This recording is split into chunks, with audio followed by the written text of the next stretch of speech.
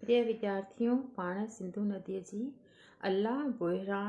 सिंधु अला बुहिरान जो नाव कविता करे रहिया हुआसीं। हिन में पाण एसि ताईं पढ़ियोसीं त सभ खां पहिरीं जंहिंजी गोद में खेॾियो हो सुधरियल इंसान।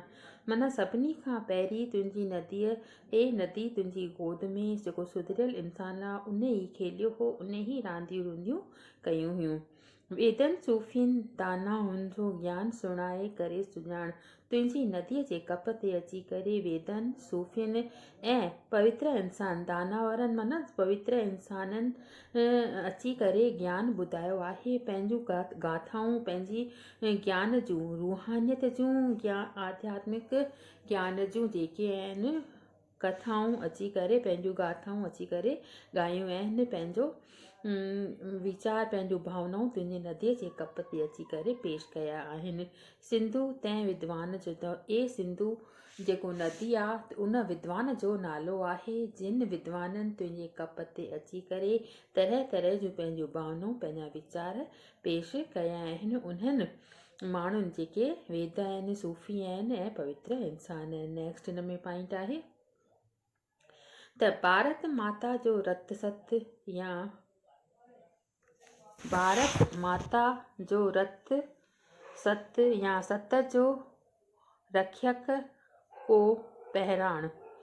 हिंदू धर्म में देश खे पंहिंजो अता कयो हो जय उञाण। सिंधु उन कुर्बान जो नाव छा केॾो न हिन में अंदरूनी मतिलबु रखियलु आहे। तमामु इम्पॉर्टेंट इहा कविता अथव त भारत माता जो रत सत ए सिंधु नदी तुंहिंजे मथां भारत वासियुनि तमामु पंहिंजो रत सत ॻाढ़ियो आहे ऐं उन जो पहिराण कयो आहे, उन जा वेस वॻा पाता आहिनि। हिंदू धर्म में देश खे पंहिंजो अता कयो हो जंहिं उञाण ऐं हिंदू धर्म जो जेको उञाण आहे पंहिंजी कुर्बानी ॾेई करे उन्हनि पंहिंजूं निशानियूं उहे क़ाइमु रखियूं आहिनि। सिंधु उन कुर्बान जो नाव उन्हनि कुर्बान जिन पंहिंजो रत सत ॾेई करे पंहिंजी जान न्योछावर पंहिंजा सिर कुर्बान करे पंहिंजे सिर जी बि परवाह न कई ऐं पंहिंजो पाण खे उन देश जे मथां कुर्बान करे छॾियऊं। उन कुर्बानीअ जो नाव जेको आहे उहो सिंधु नदी आहे।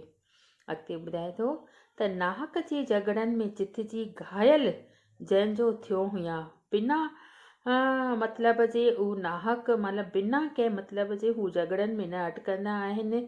घायल थियो जंहिंजो या उनजो जेको हियांव आहे उनजो जेको मन आहे उहो ज़ख़्मजी पवंदो आहे।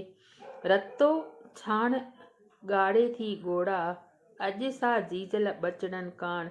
उन्हनि बचड़ा जिन पंहिंजो रत सत उन ते मथां कुर्बान करे छॾियो उन्हनि जी जीजल माउ जेका आहे उन्हनि जे रतो छाण उन्हनि जे सिर ते उन्हनि जे कुर्बानीअ ते अॼु घोड़ा ॻाढ़े रही आहे, आंसू ॻाढ़े रही आहे।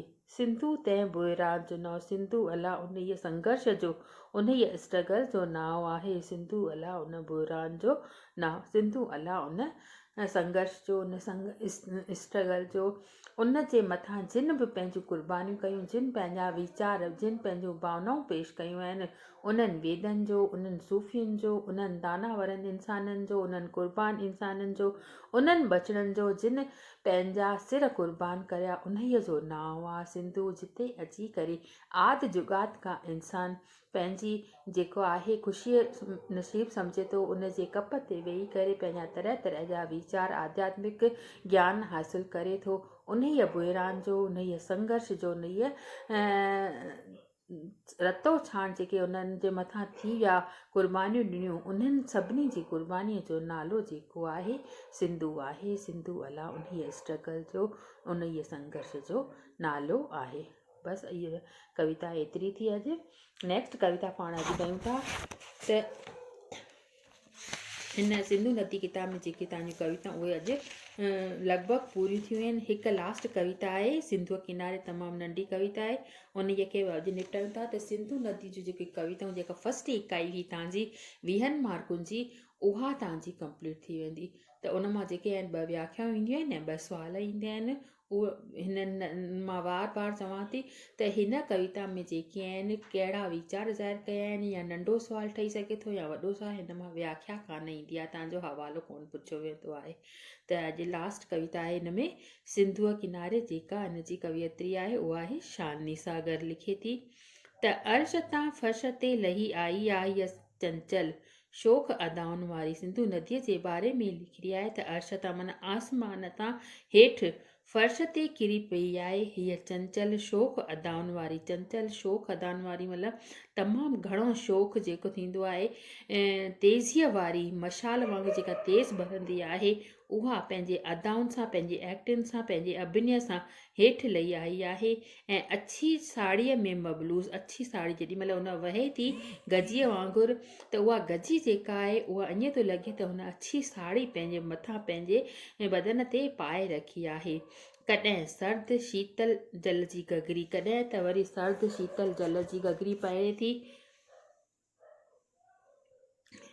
कॾहिं सर्द शीतल जल जी गगरी प्यार ऐं स्नेह सां भरियल, प्यार ऐं स्नेह सां भरियल। उन जे मन में तमामु घणो प्यार, तमामु घणो अटूट जेको आहे स्नेह ममता भरियल आहे, प्यार ऐं स्नेह सां भरियल। कॾहिं गरम करुणा ऐं ममता सां भरियल हीअ मुंहिंजी सिंधु माता आहे। कॾहिं हुनजे मथां प्यार आहे, कॾहिं दया भावना आहे। कश्मीर खे जंहिं गोद में रखियो आहे, सिंध खे जंहिं सीने में सांडियो आहे, हीअ मुंहिंजी सिंधु धारा आहे। सिंधु नदीअ जे नाले, सिंधु धारा जे नाले चई रही आहे, जंहिंखे पंहिंजे कश्मीर खे पंहिंजे गोद में रखियो आहे ऐं जंहिं सिंध खे पंहिंजे सीने में सांडे रखियो आहे। सिंधु धारा आहे हीअ मुंहिंजी जीजल सिंधु आहे। तुंहिंजे छुहण सां मुंहिंजे सीने में कई उद्मा पैदा थिया आहिनि, जिन मूंखे मुंहिंजे वॾनि जी यादि ॾियारी आहे। तुंहिंजे किनारे ते दुनिया जे बेमिसल तहज़ीब, तहज़ीब माना जेका लक्षण थींदा आहिनि, तहज़ीब जनम वरितो आहे। उन बेमिसल जमल उनजो को असां मिसाल नथा क़ाइमु करे सघूं। उन ते अची करे एतिरा त माण्हू पंहिंजा वॾेरा थी वञनि था, जो उनजो असां को बि उन जे अॻियां मतिलबु निशब्द थी वञूं था। उन जे लाइ को असांजे मन में शब्द कोन थो अचे, जो दुनिया जे बेमिसल तहज़ीब जनम वरितो। तुंहिंजे सभ्यता संस्कृतीअ तुंहिंजे किनारे ते अची करे जनम वरितो आहे। हीअ मुंहिंजी जीजल सिंधु आहे, हीअ ई मुंहिंजी जीजल सिंधु आहे। मां उन जा कहिड़ा गुण ॻाए, कहिड़ा ॻायां, मुंहिंजे मन में त इहा परमात्मा ज़बान ई कान ॾिनी आहे। त ए सिंधुअ किनारे ते नाले शालिनी सागर लिखी रही आहे त अर्श तां फर्श ते किरी अछी चादर पाए करे, अछी कॾहिं शीतल कॾहिं थधो, बिल्कुलु हियांव खे थधो कंदड़ शीतल गगरी पहिरे थी, त कॾहिं प्यार ऐं स्नेह सां भरियल, करुणा ऐं ममता सां भरियल हीअ मुंहिंजी सिंधु माता लॻे थी। कश्मीर खे जंहिं गोद में खयो आहे, जंहिं सीने में सांडियो आहे, हीअ मुंहिंजी जेका आहे उहा सिंधु धारा आहे। तुंहिंजे छुहण सां, हिन जे छुहण सां मुंहिंजे मन में तरह तरह जा भाव, तरह तरह जा उद्मा वीचार पैदा थियनि था, ऐं हिन जे किनारे ते अची करे ही बेमिसल तहज़ीब या सभ्यता संस्कृतीअ जनम वरितो आहे। त इहा थियव अॼु लास्ट कविता, तंहिंजो अॼु ही जेके कविताऊं आहिनि उहे सभु समाप्त थियूं। हिन में तव्हांखे कुझु पुछिणो हुजे त तव्हां बेशक पुछी सघो थियूं।